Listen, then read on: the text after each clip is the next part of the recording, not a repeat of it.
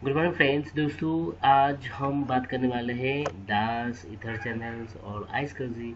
तो दोस्तों चलो देख लेते हैं आइसकजी। ये एक थ्योरी पार्ट है, तो थ्योरी पार्ट को हम कवर कर लेते हैं फटाफट।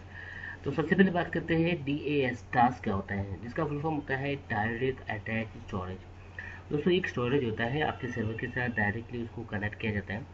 और जो ये स्टोरेज जो होता है वो एक सिंगल लिंक से आपके सर्वर के साथ कनेक्टेड होता है, मल्टीपल लिंक नहीं होती है दोस्तों। और मल्टीपल कंप्यूटर को एक सिंगल लिंक से आपके स्टोरेज के साथ लगा होता है। तो डास जो होता है वो आपके नेटवर्क के अंदर अवेलेबल होता है, जो बहुत ही कॉस्ट इफेक्टिव, बहुत ही लेस कॉस्टली होता है दोस्तों।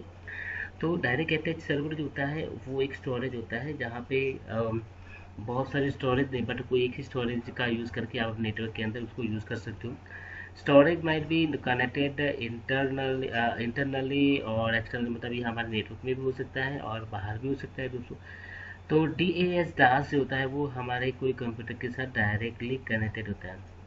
इसके कुछ बेनिफिट्स, तो ये बहुत ही फास्ट एक्सेस प्रोवाइड करता है, सिंपल आप उसको डिप्लॉय कर सकते हो। बहुत ही it is very cost effect costly. तो ये कॉस्टली नहीं होता है, कॉस्ट लेस होता है दोस्तों। नो कॉम्प्लेक्स, कोई स्टोरेज का कोई ऐसा कोई कॉम्प्लेक्सिटी नहीं है। आप just number of hard disk को ऐड करो, रिमूव करो, दोस्तों बहुत ईजी है। But we do not use this. हम हमारे एंटायर नेटवर्क के अंदर बहुत सारे यूजर्स हैं, तो उसके बीच में हम ये स्टोरेज नहीं यूज़ कर सकते, क्योंकि इसकी कैपेसिटी होती है दोस्तों। सिंगल लिंक होता है, तो सिंगल लिंक होता है, तो अगर एक लिंक अगर डाउन होता है तो इसमें भी पूरा जो स्टोरेज है वो भी फेल हो जाता है। आप यहाँ पे कोई उसको स्केलेबल स्केल डाउन नहीं कर सकते हो। Do not share and management, तो आप उसको मैनेजमेंट करना या डेटा को शेयरिंग करना ये थोड़ा डिफिकल्ट है हमारे लिए।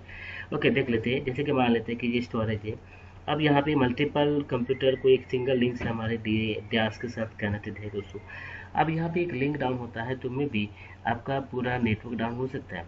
ओके, बात करते हैं फाइबर ऑप्टिकल चैनल। तो दोस्तों फाइबर ऑप्टिकल चैनल एक हाई स्पीड नेटवर्क है, और जिसको हम अलग अलग स्टोरेज के बीच में इसको यूज़ कर सकते हो। जैसे कि एक स्टोरेज है हमारा सपोज कि USA में, और दूसरा दूसरा स्टोरेज हमारा बैंगलोर में है। तो दो स्टोरेज के बीच में आपने इसको कनेक्ट कर दिया, या फिर एक दो सिटी के बीच में, नियर बाय सिटी है उसमें दो स्टोरेज को आपको कनेक्ट करना है, तो आप यहाँ पे फाइबर ऑप्टिकल चैनल कॉन्फ़िगर कर सकते हो।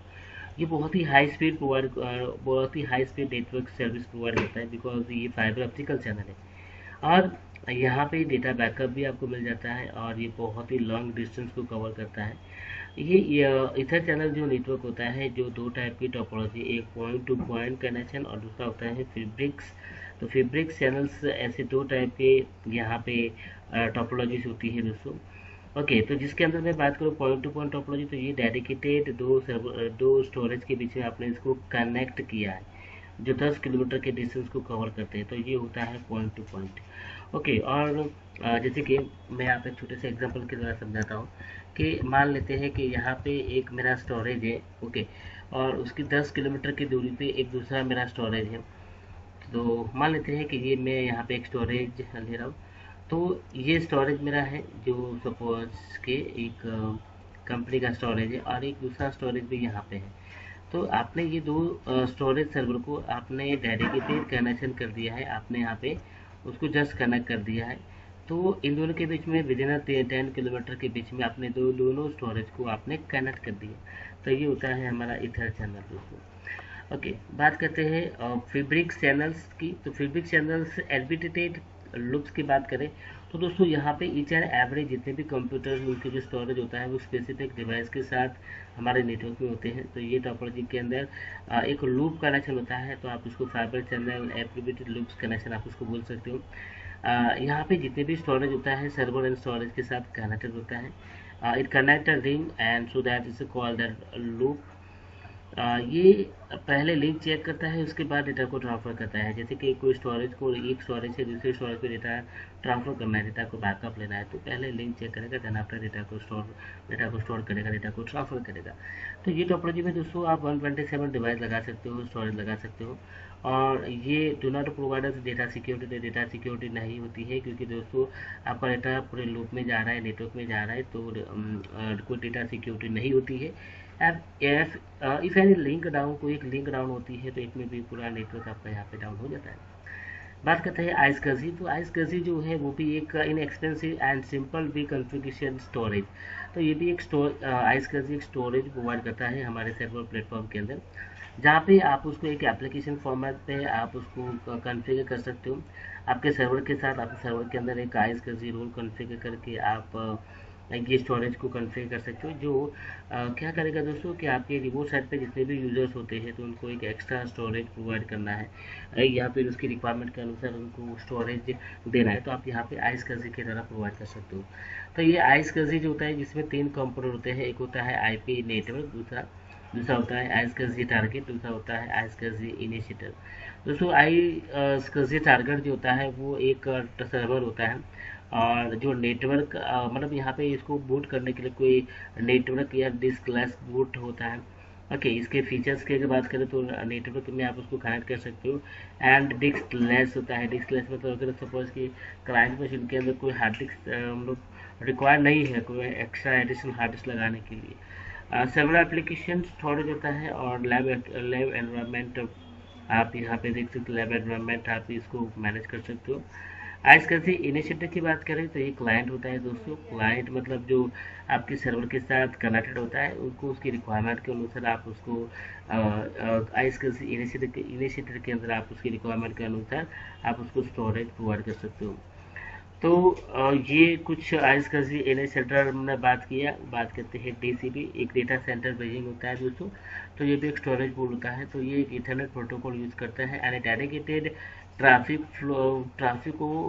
फ्लो को मैनेज करता है नेटवर्क के अंदर। DCP discontinuous traffic flow and tagging the traffic with specific value, जिसको हम COS वैल्यू बोलते हैं दोस्तों। तो यहाँ पे डीसीपी डेटा सेंटर ब्रिजिंग होता है। तो दो डेटा सेंटर के बीच में प्रोटोकॉल, इथरनेट प्रोटोकॉल के द्वारा ये डेटा सेंटर को मैनेज किया जाता है, तो वो डीसीपी होता है दोस्तों। ओके, तो इस तरह से आप यहाँ पे नंबर ऑफ स्टोरेज मैंने आपको बता दिया। बात करते हैं लास्ट में, यहाँ पे है MPIU। दोस्तों MPIU का मतलब क्या होता है कि मल्टीपाथ इनपुट एंड आउटपुट। तो ये एक टेक्नोलॉजी है जो एक फॉल्ट टॉलरेंस सर्विस प्रोवाइड करता है, डेटा स्टोरेज एक्सेस प्रोवाइड करता है मल्टीपल।